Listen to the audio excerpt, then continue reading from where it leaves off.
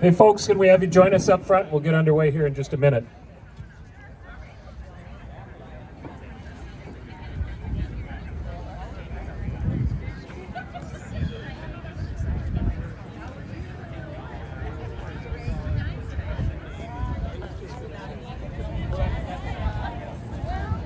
Folks, we've got a photojournalist here who'd rather be at the Twins game, so come on, let's do it.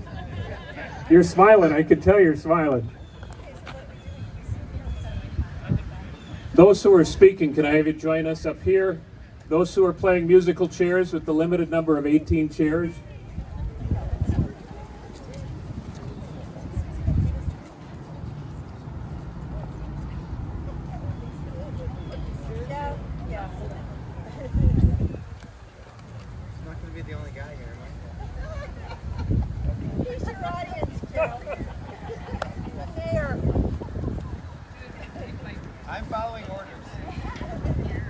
All right, folks, this is like church. We are not starting until somebody sits in the pews.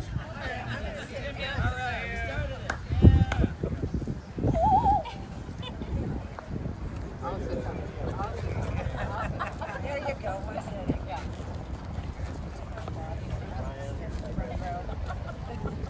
All right, that's pretty good. Good afternoon, everyone. My name is Joe Atkins. I'm the county commissioner who happens to have the good fortune of representing West St. Paul on the county board, as well as Inver Grove Heights and South St. Paul. Before we get underway, I just wanted to set the stage a little bit. When you think about this spot, so I've actually been doing this public service stuff for a little over 34 years, so longer than some of you probably have been alive. In those 34 years, I've attended hundreds of groundbreakings. And as I thought about this one, I honestly can't think of any that outperforms or rivals what we're about to do here today.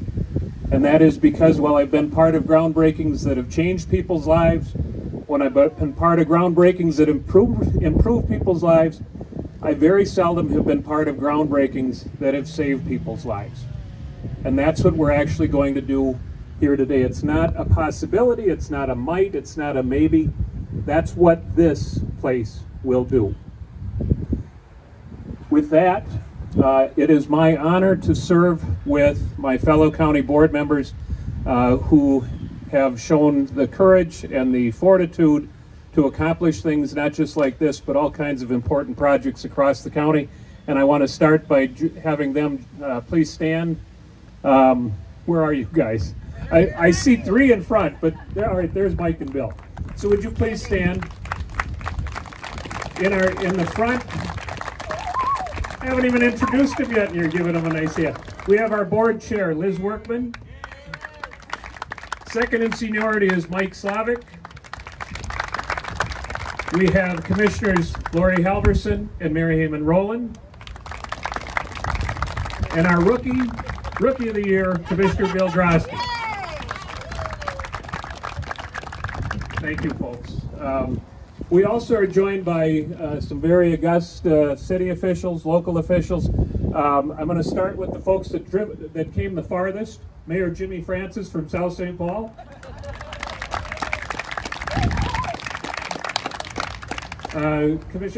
Senator Jim Carlson, who came from Egan. Representative Liz Ryer, who joins us from Egan as well.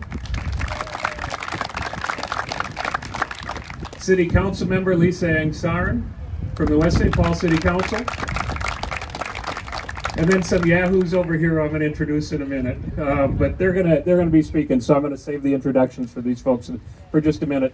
A little bit of background about this project. This is the Crisis and Recovery Center. Hopefully the Twins will win today, and Twins fans will not require this sort of service.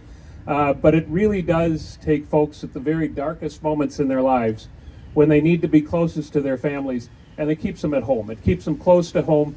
It gives them the sort of service that they need in order to turn the corner and take one of the darkest moments in their lives and turn the corner and move it in a positive direction.